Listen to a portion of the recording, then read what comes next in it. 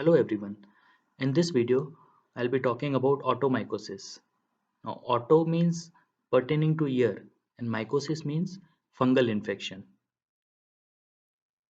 So, automycosis, it is the fungal infection of the external auditory canal. The common fungi responsible are Aspergillus niger, Aspergillus fumigatus, and Candida albicans. Automycosis is seen in hot and humid climates of tropical and subtropical countries. For example, India. So it is a very common condition in our country. Then automycosis is also seen in patients who are using topical antibiotics for some ear infections in which there is superadded fungal infection. The common symptoms of automycosis are intense itching. Then there is pain in the ear because of the edema and swelling. Then the patient complains of the discharge from the ear, which is of musty odor. Musty means stale odor. And also because of the discharge, the patient has a sense of ear blockage. So these are the common symptoms of automycosis.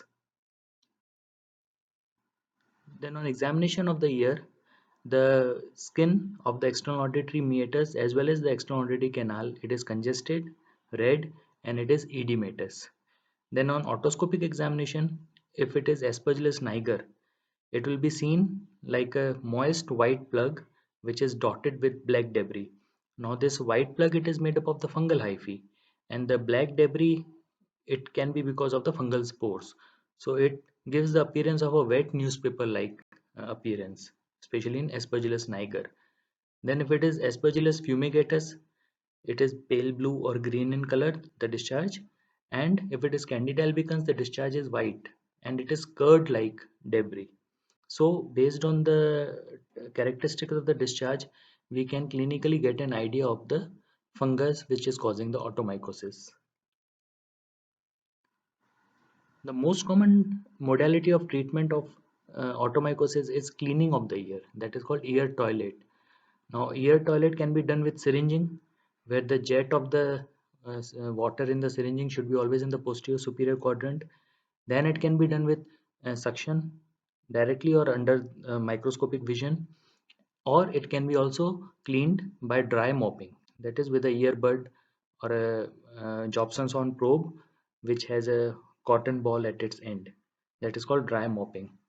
Then topical antifungal agents are given, which are generally continued for 1 or 2 weeks even when the symptoms have subsided. The commonly used topical antifungal agents are nystatin, and it is more effective against candida than clotrimazole, povidone iodine, and 2% salicylic acid in alcohol. Now, as such, it is not the salicylic acid is not an antifungal agent, but it is a keratolytic agent.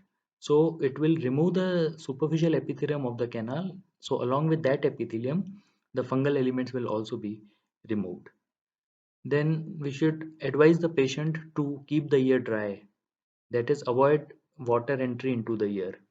Then additionally, antibiotics and steroids can also be given, which help reduce the edema and infection of the ear canal and help in the proper penetration of the antifungal agents.